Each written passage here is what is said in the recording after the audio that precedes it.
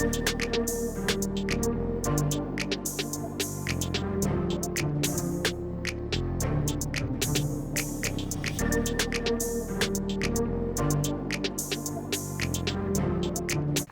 आप देख रहे हैं पंचायती टाइम्स और मैं हूं आपके साथ पारिजात।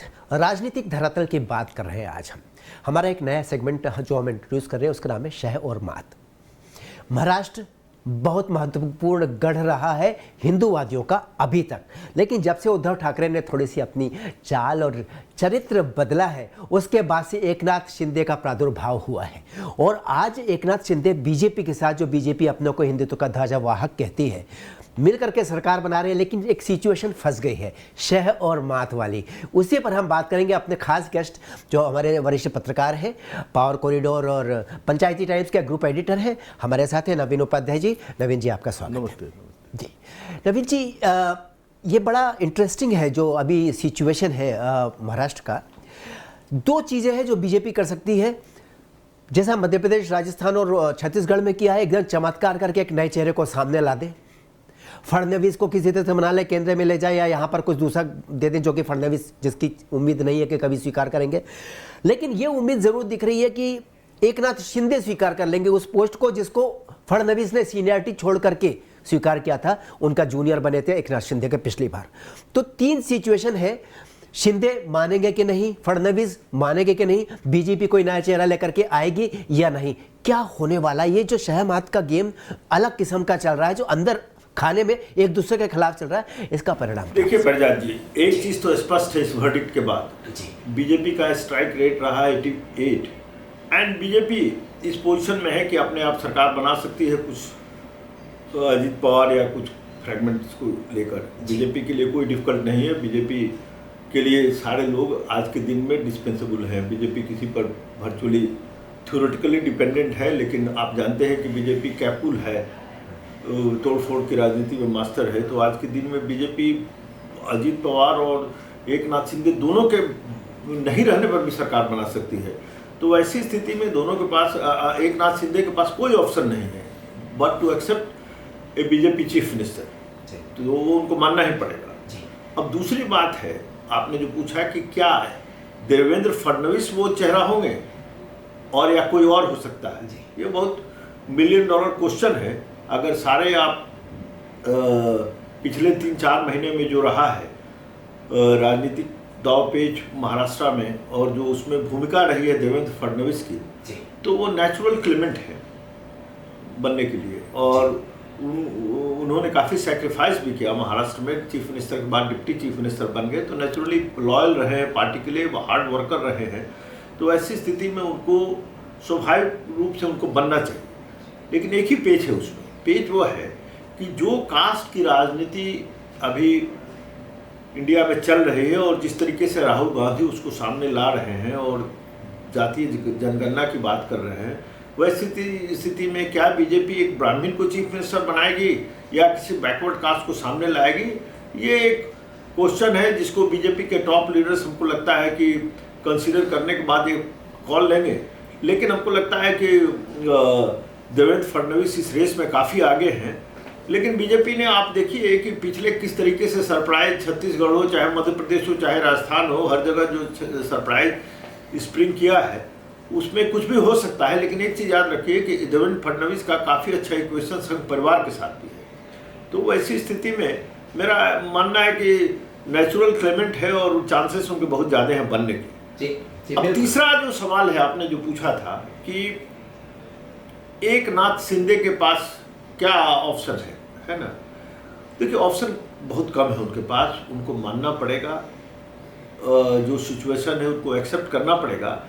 वेदर वो एक्सेप्ट करते हैं डिप्टी चीफ मिनिस्टर का पोस्ट और नॉट, ये इस पर बहुत कुछ डिपेंड करता है। मेरा मानना है कि वो जिस तरह की उनका व्यक्तित्व है वो शायद डिप्टी चीफ मिनिस्टर का पोस्ट नहीं एक्सेप्ट करें। जिसकी संभावना ज्यादा दिख रही है, पहले हम उसकी बात करें, देवेंद्र फडणवीस की, क्योंकि उनके लेवल का दूसरा नेता बीजेपी के पास महाराष्ट्र में नहीं है, सीनियरिटी वाइज भी और चेहरा और नाम भी, प्रभुत्व भी, डोमिनेंस भी। लेकिन आपने जो दूसरी बात कही जो बड़ा दुर्भाग्यपूर्ण है भारत की स्थिति, आपकी राजनीतिक योग्यता को कोने में रख दिया जाता है, आपकी जातीय योग्यता को देख करके आपको मुख्यमंत्री पद की कुर्सी दे दी जाती है। ये कहाँ तक न्याय संगत है? हम अगर बात करें भारत की लोकतंत्र की, आप इस पे व्यक्तिगत रूप से क्या कहेंगे? देखिए, ये सब चीज़ें बेमानी हो गई है। ये सब चीज़ों का कोई कास्ट और धर्म, भारत की राजनीति को दो चीज़ें ड्राइव करती हैं और ये अनफॉर्चुनेट है, लेकिन ये रियलिटी भी है। एक अनफॉर्चुनेट रियलिटी है और स्पेशली नॉर्थ इंडिया में तो ये पॉलिटिक्स जो है दो ही चीज़ों से ड्राइव हो रही है। आप अगर देखेंगे कि जो सबसे बड़े मुद्दे हैं देश के, प्राइस राइज, अनएम्प्लॉयमेंट, कहीं बात इस पर कोई बात नहीं होती है, न कभी टेलीविज़न चैनल में और न पॉलिटिकल रैलीज में। तो ऐसी स्थिति में हम लोग इस पर डिबेट कर सकते हैं, we can express our views, लेकिन पॉलिटिकल क्लास के लिए इसका कोई महत्व नहीं है। अल्टीमेटली उनको देखना है कि वोट उनको कहाँ से मिलते हैं। पॉलिटिकल क्लास को एक ना एक दिन इस बात को मानना ही होगा कि इस देश की जनता जाति राजनीति कभी न कभी एक दिन ऐसा आएगा कि स्वीकार नहीं करेगी। चलिए हम फिलहाल खास मुद्दे पे बात करते हैं। जो मुख्य विषय है हमारा वो ये है कि फडणवीस के पास क्या ऑप्शन है। फडणवीस को अगर कहा जाए कि आप केंद्र में आ जाइए, तो क्या फडणवीस आएंगे? क्योंकि फडणवीस पिछली बार जब बने थे उप मुख्यमंत्री, तब उन्होंने कहा था, जैसे ऊपर से कोई बयान नहीं था लेकिन अंदर की जो जानकारी है कि अगली बार मेरे साथ समझौता ना किया जाए। समझौता न किया जाए का अर्थ है कि मतलब मैं ही बैठूंगा बड़ी कुर्सी पर, तो उस हिसाब से आज इनको छोटी कुर्सी पर बैठना है। पर यहाँ पर एक ईगो टसल भी शुरू हो गई है जो फडणवीस और शिंदे की। शिंदे ये क्यों भूल जाते हैं कि 4 दिन पहले वो कुकुरमुत्ते की तरह उगे। उनको बड़ी लंबी पारी अगर खेलनी है तो उस वृक्ष का सहारा लेके जिसकी बेल बन करके वो खड़े हुए आज बीजेपी का, उनके साथ चलने के लिए उनकी बात माननी होगी। तो आपका इस पर क्या कहना है? फडणवीस बगावत कर सकते हैं क्या? नहीं, बीजेपी में वो कोई 1% भी चांस इसके नहीं है कि कोई बगावत कर सकता है। क्योंकि आपने कहा आरएसएस भी पीछे से सपोर्ट वो बगावत नहीं कर सकते हैं। देखिए, वो इस पोजीशन में नहीं बगावत कर सकते जिस तरह का मैंडेट मिला है। बहुत अच्छा। बीजेपी और एक कैडर बेस्ड पार्टी है, उसमें देवेंद्र फडणवीस जिनको पिच किया जा रहा था प्रेसिडेंट के पोस्ट के लिए, इस तरह के लीडर बगावत नहीं करते हैं। वो मेरी उसकी 1% भी उसकी संभावना नहीं। बगावत से वो बगावत नहीं कि पार्टी छोड़ने का, पार्टी को ना करने का, मैं काम करूंगा, मैं मुख्यमंत्री नहीं बनूंगा, मैं काम करने को तैयार हूं पार्टी। देवेंद्र फडणवीस ही एक ऐसा व्यक्ति है अभी महाराष्ट्र की राजनीति में जिनके इक्वेशन सबसे अच्छे हैं। आप चाहे एकनाथ शिंदे हो, चाहे अजित पवार हो, चाहे और दूसरे जो लोकल लीडर्स हैं, he can carry them together. दूसरी चीज जो सबसे बड़ी जरूरत है आज के दिन में बीजेपी के लिए, जिसके कारण मेरा मानना है कि बीजेपी ऑप्ट कर सकती है देवेंद्र फडणवीस के लिए, तो वो एक है कि देखिए कि जिस तरीके से एकनाथ शिंदे का प्रदर्शन इस इलेक्शन में रहा है, काफ़ी अच्छा प्रदर्शन रहा है उनका, मोर देन 75% के आसपास स्ट्राइक रेट रहा है। बीजेपी जिस तरह की पार्टी है वो कभी नहीं चाहेगी कि शिवसेना के इस फैक्शन का स्ट्रेंथ बढ़ता जाए। वो कभी नहीं चाहेगी कि एकनाथ शिंदे कल उद्धव ठाकरे और बाला साहब ठाकरे की तरह पावरफुल हो जाए। कभी नहीं चाहेगी कि उनका फैक्शन जो है एक ऑल्टरनेटिव पावर सेंटर के रूप में उभरे।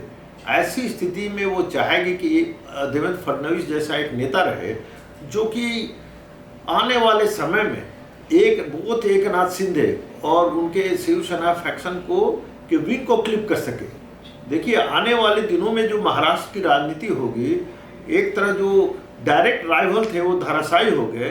अब महायुति के अंदर बीजेपी का जो पहले से जिस तरह की बीजेपी राजनीति में माहिर रही है, वो एक सेकेंड इनिंग होगा जिसमें वो धीरे धीरे करके अजित पवार और एकनाथ शिंदे को मार्जिनलाइज करेगी, ताकि बीजेपी जो दशकों से किसी क्रच का सहारा लेकर राजनीति करते आए हैं महाराष्ट्र में, वो अपने पैरों पर खड़ा होकर सरकार बना सके। तो उसके लिए देवेंद्र फडणवीस की भूमिका अहम होगी। जी, तो इस तरह से आप जो सजेस्ट कर रहे हैं उससे तो यही लगता है कि चयन किया जाएगा देवेंद्र फडणवीस का, क्योंकि देवेंद्र फडणवीस जरूरी भी है और मजबूरी भी है, राजनीतिक मजबूरी है। जैसे आपने कहा कि वो बैलेंस करे, इक्वेशन पॉलिटिकल बैलेंस के लिए वो है बीजेपी की तरफ से, ताकि उधर अजित ठाकरे, इधर एकनाथ शिंदे, उधर पवार, अजित पवार और शरद पवार और एकनाथ शिंदे तीनों को, और खैर उद्धव ठाकरे के बारे में तो कहना है कि उनकी तो मुझे लगता है कि नीचे जाने के ढलान शुरू हो गए। नहीं, देखिए उसमें देखिए एक चीज जरूर वर्ड ऑफ कॉशन मेरा रहेगा कि देखिए राजनीति में किसी को राइट ऑफ आप नहीं कर सकते हैं। अच्छा। उद्धव ठाकरे को अभी भी मेरा मानना है कि एक साइजेबल सेक्शन ऑफ शिव सैनिक और वो जो शिवसेना के लोग हैं उनका समर्थन है। देखिए केवल जो वोट बैंक के जो डिफरेंस, वोट के जो शेयर में डिफरेंस है वो केवल 2.5% का डिफरेंस है।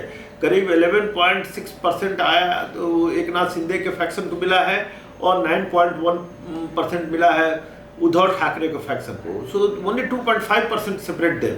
और आप देखिए कि कंट्री वाइज हम लोग देख रहे हैं कि 15% के शिफ्ट हो जाते हैं इलेक्शंस में।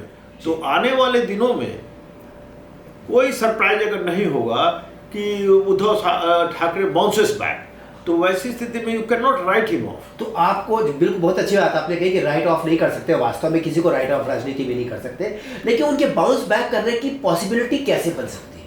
पॉसिबिलिटी बन सकती है। जिस कार्ड को वो खेल रहे हैं शिवसेना का, एकनाथ शिंदे भी खेल रहे नहीं, आप अगर देखिए पार्लियामेंट्री इलेक्शन के बाद महायुति के किस तरह से बाउंस बैक कर गई जी, किस तरह के ये एकनाथ शिंदे बाउंस बैक कर गए। राजनीति में अल्टीमेटली जो है बहुत सारे फैक्टर रहते हैं। आपने जो प्रॉमिस किया है महायुति ने, क्या उसको डिलीवर कर पाएंगे नहीं कर पाएंगे। उसके बाद एक जो सबसे बड़ा फैक्टर रहता है पब्लिक की सहानुभूति। कहीं ना कहीं उद्धव ठाकरे के प्रति एक सेक्शन के लोगों की सहानुभूति भी है। तो ऐसी स्थिति में देखिए ये जो महायुति के जो लोग कॉम्बिनेशन है और महाविकास अघाड़ी, दोनों में बहुत असहज ये अलायंस है। ऐसी स्थिति में कल एकनाथ शिंदे और बीजेपी के अंदर किस तरह का रिलेशंस डेवलप होता है, लेट अस सी। वैसी स्थिति में उद्धव ठाकरे को एक बाउंस बैक करने का अपॉर्चुनिटी मिल सकता है। जहां तक मैं एकनाथ शिंदे को, जैसा कि अभी तक देखा है, जाना है पिछले कुछ सालों से जब से वो सामने आए हैं, उनके अंदर वो दम नहीं नजर आता कि वो सामने खड़े होकर के अपनी शर्तें मनवा सके, कम से कम बीजेपी जैसी पार्टी को। दूसरी बात जो आपने कहा कि सहानुभूति मिली है उद्धव ठाकरे को, उद्धव ठाकरे को सहानुभूति मिलने के दो कारण हैं। एक हिंदुत्व जो कि खत्म हो गया, हिंदुत्व खत्म हो चुका है। दूसरा टाइगर बाल ठाकरे की वजह से जो आज दादा परदादा बन चुके हैं लोग, उनके जो बच्चों के बच्चे आज उनके प्रति, उनके मन में वही लॉयल्टी है उनको टाइगर को लेकर के। तो ऐसी स्थिति में वो डिलीवर कर नहीं सके, अपने पिता के रास्ते पर चल नहीं सके। तो अब लोगों के अंदर अंतर्द्वंद है। तो ऐसी स्थिति में वोट शिफ्ट हुआ है कुछ शिंदे की तरफ, लेकिन मुझे लगता है कि ज्यादातर लोग जो दिल से बाला साहब ठाकरे को मानते रहे वो उद्धव ठाकरे के साथ जाएंगे। हाँ, इस बार ये जरूर होगा कि उद्धव ठाकरे अपना चाल चरित्र और चेहरा बदल ले। देखिए उद्धव ठाकरे को जरूरत है रीडिफाइन करने की, शिवसेना को रीडिफाइन करना। बहुत अच्छी बात कही आपने। वो रीडिफाइन जब तक नहीं कर पाते हैं, जो शिवसेना के जो सपोर्टर हैं उनके दिल में ये उनको कन्विंस करना पड़ेगा कि जो नई राजनीति हम कर रहे हैं वो समय का तकाजा है और वो मेरी I have no other option. और वो लोगों के पास उनको जाना पड़ेगा, उनको कन्विंस करना पड़ेगा कि मेरी नई राजनीति जो है वो बाला साहब ठाकरे की राजनीति के विरोध में नहीं है, ये उसकी पूरक है। तो ये अगर वो कर पाए तो शायद आने वाले दिनों में, देखिए दोनों के प्लस और माइनस है। जिस तरह की राजनीति बाला साहब ठाकरे ने की थी वो केवल हिंदुत्व की राजनीति थी। आज उसके अलावा ब्रॉड बेस्ड आंवला मानुष की राजनीति भी की थी। ये ब्रॉड बेस्ड इनका अपील हो सकता है, इनका स्प्रेड हो सकता है शिवसेना का, और आने वाले दिनों में अपने आप को रिडिफाइन कर सकते हैं उद्धव ठाकरे। रिडिफाइन करने वाली बात और मेरा मानना है कि देखिए आने वाले दिनों में, आज से 6 महीने और 8 महीने की राजनीति हम नहीं कर रहे हैं, लेकिन मेरा मानना है कि 6-7 पार्टियां महाराष्ट्र में सर्वाइव नहीं कर सकती हैं। हो ही नहीं सकता है कि इतने दल किसी स्टेट में और प्रोमिनेंट तरीके से राजनीतिक स्पेस को ऑक्युपाई कर सके। तो मेरा मानना है कि वहाँ पर चीज़ें बदलेंगी। कोई सरप्राइज हमको नहीं होगा कि आने वाले दिनों में एनसीपी जो शरद पवार फैक्शन है वो मर्ज हो जाए कांग्रेस के साथ, क्योंकि शरद पवार ने खुद ही हिंट्स किया था 3-4 महीने पहले एक इंटरव्यू में कि 2 साल में बहुत छोटी छोटी पार्टियों का विलय हो सकता है कांग्रेस के साथ, और उनकी तबीयत खराब रह रही है। वैसी स्थिति में उनकी पार्टी का अगर विलय हो जाए कांग्रेस में तो कोई सरप्राइज नहीं होगा। उसी तरह दोनों फैक्शन और शिवसेना कहाँ जाते हैं, क्या करते हैं, इतने सारे राजनीतिक दल का सर्वाइवल मेरा मानना है कि महाराष्ट्र में नहीं पॉसिबल है, तो परम्यूटेशन एंड कॉम्बिनेशन बदलेगा वहां पर आने वाले दिनों में। वो जो बयान आया था कि ये विलय होगा छोटे छोटे राजनीतिक दलों का, वो उनकी मजबूरी है जो कि उन्होंने देख लिया है कि अब सर्वाइवल का सवाल आ गया है। अब यहाँ पर आपकी अपनी जड़ें कटने वाली है। कांग्रेस के लिए भी यही स्थिति और शरद पवार के लिए भी। और क्योंकि तीन बड़े कैंडिडेट शत्रप सामने खड़े हैं, फडणवीस है, एकनाथ शिंदे है, उद्धव ठाकरे है, तो ऐसी स्थिति में वो मिल करके ही सामना कर पाएंगे अगर कर पाएंगे। कांग्रेस बदनाम बहुत हुई है वहां पर। अगर हम उनकी बात करें, जो साधुओं को पालघर में जलाया गया था, कांग्रेस का क्या भविष्य है? सिर्फ कांग्रेस, राहुल गांधी के कांग्रेस की बात करते हैं, वो क्या वो अलग से एक अस्तित्व, एक यूनिट के रूप में महाराष्ट्र में सर्वाइव कर पाएंगे? देखिए, कांग्रेस का भविष्य, कांग्रेस पैन इंडिया पार्टी है जी। और आप देखते हैं कि कांग्रेस जो है सेटबैक होते हैं, फिर उभर कर आती है, फिर तो मेरा मानना है कांग्रेस को राइट ऑफ आप नहीं कर सकते हैं। बट अगेन कांग्रेस को अपने आप को रियलाइज करना पड़ेगा कि you are fighting against a machine, it's well oil machine called BJP. और जिस तरह का परिश्रम कांग्रेस के लीडर्स को करना चाहिए वो कंप्लासेंसी नहीं कर पाते हैं। आपको आश्चर्य होगा कि जब इतना कुछ एट स्टेक पर था कांग्रेस के लिए, महाराष्ट्र में राहुल गांधी ने कितने रैली की वहाँ पर? राहुल गांधी ने 7 रैली की महाराष्ट्र में, और मिस्टर खड़गे ने किया 9 रैली, 16 रैली इन लोगों के बीच ने किया, जबकि दोनों फ्री है, कोई गवर्नमेंट के किसी पोस्ट पर नहीं है। लेकिन अगर आप देखिएगा तो प्राइम मिनिस्टर इतने अपने प्री ऑक्यूपेशन के बावजूद उन्होंने और अमित शाह होम मिनिस्टर दोनों ने मिलकर 26 रैली किया। आप अगर देखिएगा तो देवेंद्र फडणवीस ने 75 रैली किए, एकनाथ शिंदे ने 65-67 रैली किए, गडकरी ने करीब 40-50 रैली किए। तो मैन टू मैन मार्किंग हर सीट पर इन लोगों ने बम्बार्डमेंट किया। ये एक तरह कैंपेन भी कांग्रेस का काफ़ी डिसमल रहा, और दूसरा माइक्रो मैनेजमेंट जो है वो भी पैथेटिक रहा है। तो I think Rahul Gandhi should first lead from the front. हमको नहीं लगता है कि जिस तरह की सिचुएशन में उनकी पार्टी थी, व्हाट प्रिवेंटेड हिम कि वो जाके 2 महीना कैंप करते महाराष्ट्र में, जो हरियाणा के डिबैकल के बाद, और अपनी पार्टी को गैल्वेनाइज करते, कैडर को मजबूत करते। कांग्रेस को, राहुल गांधी को अपने आप को कन्विंस करना पड़ेगा कि हार्ड वर्क के अलावा there is no other alternative. हालांकि राजनीति आप में स्लोगन से बीजेपी को नहीं हरा सकते हैं। हालांकि राजनीति में धीरे धीरे मैच्योर हो गए हैं राहुल गांधी, लेकिन कहा अभी भी ये जाता अक्सर कि मम्मी धक्का दे रही है तो राजनीति कर रहे हैं। Rahul Gandhi is reluctant to work. मेरा आप अगर देखिएगा तो जिस तरह का उन्होंने महाराष्ट्र में किया 7 रैली, उसी तरह अगर आप देखिएगा तो झारखंड में इलेक्शन का फर्स्ट फेज जब हुआ है 13 तारीख को, और राहुल गांधी का वहां पर पदार्पण होता है 8 तारीख को पहली बार, और 8 और 9 को 2 रैलियां वो करते हैं, और उसके बाद उसके पहले वो गायब थे, कोई उनके तरफ से प्रयास नहीं किया गया। उसी तरह हरियाणा में अगर देखिएगा तो हरियाणा में जो इलेक्शन हुए हैं 4 अक्टूबर को, राहुल गांधी इलेक्शन के अनाउंसमेंट के बाद 6 सितंबर को राहुल गांधी यूएसए चले जाते हैं, और राहुल गांधी वहाँ से आते हैं, फिर दिल्ली में रहते हैं, फिर दिल्ली से वो चले जाते हैं शिमला, जहाँ पर उनकी मदर सोनिया गांधी और प्रियंका गांधी आराम कर रहे थे हॉलिडे, वो हॉलिडे पर चले जाते हैं, फिर वहाँ से लौटते हैं, और 26 तारीख को पहली बार वो जाते हैं Haryana. By then it was too late. उस समय तक 1 सप्ताह से कुमारी शैलजा प्रचार नहीं कर रही थी, पार्टी कंप्लीट डिसारे में था, और जब तक राहुल गांधी गए तब तक इलेक्शन वाज लॉस्ट। तो राहुल गांधी को जिस तरह का प्रयास करना चाहिए था वो नहीं कर रहे हैं। आपने उनका पूरा यात्रा वृत्तांत बता दिया, कहां से कहां गए। लेकिन मुझे ऐसा लगता है कि राहुल गांधी या तो पहले से भाग जाते हैं, चाहे झारखंड की बात करें, चाहे महाराष्ट्र की बात करें, या उधर जो अभी आपने कहा, तो वो या तो पहले भाग जाते हैं कि यहाँ हमारी दाल नहीं गलेगी तो ज्यादा मेहनत करने से कोई फायदा नहीं, या फिर उनकी आदत नहीं है मेहनत करने की। नहीं, भाग नहीं जाते, वो ओवर कॉन्फिडेंट है। अच्छा, वो हरियाणा में ओवर कॉन्फिडेंट है कि वी आर विनिंग। ये सिमिलरली ये पार्टी जो है और अपोजिशन अलायंस जो है, they are being dictated by social media. जो सोशल मीडिया के जो कुछ बड़े बड़े एंकर्स हैं और कुछ ऐसे इनरिस्पॉन्सिबल जर्नलिस्ट जिनको कहेंगे, जो कि एक नैरेटिव बना रहे थे कि महाराष्ट्र में बीजेपी को 50 सीट भी नहीं मिलेगी, जो so called, I don't want to name them, ये जो नैरेटिव क्रिएट करते हैं कांग्रेस उसको फॉलो कर रही है। ये एंकर्स उनके राजनीतिक सलाहकार बन गए। हाँ, ये ट्रेजेडी है। पार्टी जो फीडबैक ग्राउंड से मिलना चाहिए, पार्टी को जिस फीडबैक पर काम करना चाहिए, पार्टी में जिस तरह का प्रचार तंत्र को एक्टिवेट करना चाहिए, पार्टी में जिस तरीके से बड़े लीडरों को लाना चाहिए सामने, वो नहीं हो रहा है। आप देखिए हरियाणा में आप किसानों के मुद्दे पर इतना बढ़ के बात कर रहे हैं और कितने रैली में सचिन पायलट गए। आप महाराष्ट्र में प्रियंका गांधी ने कोई रैली की? आपके क्या कांग्रेस में केवल राहुल गांधी एक लीडर है और मल्लिकार्जुन महत्वपूर्ण सवाल आपने उठाया।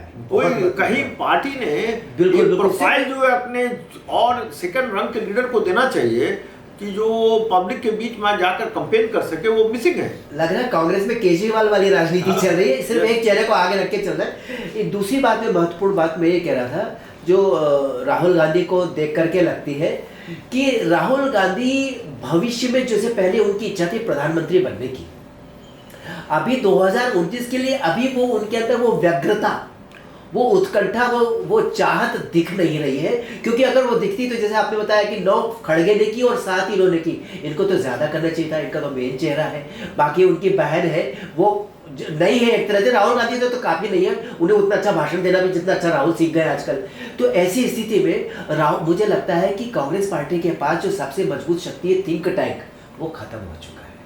तो थिंक टैंक जो एक जमाने में हुआ करते थे, बड़े बड़े लीडर होते थे, सबको किनारे लगा दिया केजरीवाल स्टाइल में कि एक ही चेहरे को आगे प्रमोट करना है, जो राहुल गांधी का है। देखिए दोनों चीजें हुई है, थिंक टैंक भी खत्म हो गया है और पार्टी में जो एक लड़ने की क्षमता रहती है। राजनीति में राजनीतिक पार्टियां जो होती हैं वो 2 तरीके से पब्लिक मुद्दों को उठाती है और चाहे मिस गवर्नेंस को अपोज करती है। वो एक पार्लियामेंट में या असेंबली में, दूसरा सड़क पर। तो सड़क पर जो है वो कंप्लीटली बंद हो गया है। जी बिल्कुल। किसी तरह का प्रोटेस्ट आप हर इलेक्शन के बाद आप देखते हैं, जनता से जुड़ेंगे कैसे कि ईवीएम के सवाल मुद्दे पर आप इतना प्रोटेस्ट करते हैं और कहते हैं कि पूरा जनतंत्र खतरे में है। अगर डेमोक्रेसी इस कंट्री में खतरे में है तो ये आपका ड्यूटी है कि आप ये प्रेस कॉन्फ्रेंस और टेलीविजन स्टूडियो में डिबेट करने के बजाय आप रोड पर उस मुद्दे को उठाइए। आप कहीं कोई प्रोटेस्ट किसी मुद्दे पर जो पब्लिक के कंसर्न का मुद्दा हो, चाहे प्राइस राइज, चाहे अनएम्प्लॉयमेंट, चाहे ईवीएम, चाहे किसी मुद्दे पर एक जो माहौल बनना चाहिए और जिस तरह का मैसिव प्रोटेस्ट होना चाहिए, वो इस कंट्री में मिसिंग है। आपने एक और महत्वपूर्ण तथ्य की ओर इशारा किया कि जनता से कनेक्ट खत्म हो रहा है इस पैन इंडिया पार्टी का, इस हिस्टोरिकल पार्टी का, कांग्रेस का। तो ये अगर ये स्थिति बनी रही तो 2029 का क्या चित्र होगा? देखिए 2029 अभी बहुत सामने है, 5 साल है और राजनीति में 1 महीने में क्या से क्या बदल जाता है, सामने आ जाएगा, कोई सामने एक मुद्दा आ जाएगा, पूरी राजनीति बदल जाएगी। लेकिन देखिए अनलेस एंड अनटिल, अगर 5 साल के बाद भी अगर आप किसी लड़ाई में जाना है, अगर कोई आज के दिन में जब तक कोई आप सीट नहीं लगाते हैं तो 5 साल के बाद वो कोई फल देगा नहीं। तो you have to start from scratch. आप एक सबसे और इम्पोर्टेंट बात जो है कि हम लोग बात करते हैं इंडिया अलायंस की, कि इंडिया अलायंस लड़ रहा है। क्या आपने देखा पिछले जितने असेंबली इलेक्शन हुए, किसी भी इलेक्शन में इंडिया अलायंस की कोई रैली हुई हो? किसी इलेक्शन रैली में आपने देखा जिसमें ममता बनर्जी पार्टिसिपेंट हो हरियाणा में या महाराष्ट्र में, कि एक स्टेज पर ममता बनर्जी हो, केजरीवाल हो, तेजस्वी यादव हो और सारे एनडीए के लीडर्स हो और उन लोगों ने कलेक्टिवली एक मैसेज देने की कोशिश की हो कि हम अपोजिशन की फैमिली हैं और we want to raise your concern? ये मिसिंग है। ये कलेक्टिव भावनात्मक रूप से जो एक वोटर्स के पास आप जाने की कवायद कर सकते थे, उसका कोई प्रयास नहीं है। आप केवल जब पार्लियामेंट में जरूरत पड़ती है एक साथ आने की तो आप कर लेते हो, अदरवाइज यू क्लेम कि वी आर अपोजिशन अलायंस, लेकिन ऑन ग्राउंड ये कंप्लीटली कोई अलायंस है ही नहीं। एक कलेक्टिव सेपरेटिज्म में इसको कहना चाहिए कि सामूहिक अलगाव। जी, तो ऐसी स्थिति में हम लोग मूल विषय पर फिर से आ जाते हैं कि क्या कल कोई नया चेहरा बीजेपी सामने, जिसकी संभावना बहुत कम है, लेकिन हम उस पर भी बात करेंगे। आपने जो कहा ना कि इसी फैक्ट को आप राइट ऑफ नहीं कर सकते। देखिए बीजेपी में वी कैन ओनली स्पेकुलेट, क्योंकि बीजेपी में अगर अमित शाह और प्राइम मिनिस्टर नरेंद्र मोदी के अलावा किसी को बहुत कम जानकारी रहती है, तो वी कैन ओनली स्पेकुलेट कि अगर going by the past you can not rule out anything. इसके अलावा हम लोग नहीं कर सकते हैं। नहीं, वो जातिगत वाली बात जो आपने कही, कोई जातिगत चेहरा सामने ला आ सकते हैं, वो एक संभावना बनी रहती है कि कास्ट राजनीति की अगर वहाँ पर बीजेपी ने प्रेफरेंस किया कास्ट राजनीति को, तो उसकी भेंट चढ़ सकते हैं देवेंद्र फडणवीस। ऐसी स्थिति में उनको सेंटर में लाकर कोई इंपॉर्टेंट पोस्ट दिया जा सकता है, अदरवाइज वो पार्टी का नेतृत्व उनको दिया जा सकता है। भारतीय जनता पार्टी को लीडर प्रेसिडेंट, वो जेपी नड्डा को हटाकर प्रेसिडेंट भी बन सकते हैं। ये सब चीजें हैं, ऑप्शंस खुले हुए हैं उनके लिए। लेकिन फडणवीस हटते हैं तो महाराष्ट्र की जनता चीटेड फील कर सकती है, क्योंकि उनको तो लग रहा था कि हम जो वोट दे रहे हैं हम इनको मुख्यमंत्री बना देंगे। डेफिनेटली हो सकता है जी, हो सकता है जी। लेकिन हमको जो लग रहा है कि अधिक चांस है, क्योंकि महाराष्ट्र जो है छत्तीसगढ़ नहीं है। महाराष्ट्र में you need a leader, you can not have a puppet to rule Maharashtra. बहुत अच्छी बात है, यहाँ की सिचुएशन बिल्कुल डिफरेंट है जी। एंड कोई भी ऐसा फेस हमको एक्सेप्टेबल नहीं दिखाई दे रहा है जो कि एक नाथ शिंदे और अजित पवार को टर्म्स डिक्टेट कर सके आज के दिन में महाराष्ट्र में, अदर देन देवेंद्र फडणवीस। तो मेरा मानना है कि I think it chances are bright. बहुत धन्यवाद नवीन जी आपका। और जो कुल मिलाकर के वार्ता का जो सार निकलता है कि कोई सरप्राइज होने की संभावना बहुत कम दिख रही है। लग रहा है कि अगले 5 साल के लिए मुख्यमंत्री का ताज देवेंद्र फडणवीस के चेहरे पर ही जाएगा। लेकिन आने वाले दिनों में क्या आपसी रस्साकशी चलेगी यहाँ पर, जिसमें 3 बड़े बड़े शत्रप एक दूसरे के खिलाफ अंदरूनी तौर पर हो सकते हैं, एक नाथ शिंदे, अजित पवार और देवेंद्र फडणवीस। हालांकि जीत देवेंद्र फडणवीस की होगी क्योंकि वो मुख्यमंत्री होंगे और उनके पीछे बहुत बड़ा बीजेपी का कुनबा समर्थन दे रहा है। चलिए, लेकिन फिर भी जो भी अंदर की बहुत सारी महत्वाकांक्षाएं एक नाथ शिंदे के पास है, तो वो सामने आने वाले दिनों में जरूर आएंगे। बहुत धन्यवाद आपका नवीन जी। हम आगे इसी तरह किसी महत्वपूर्ण विषय पर श्योर बुलाएंगे। धन्यवाद आपका।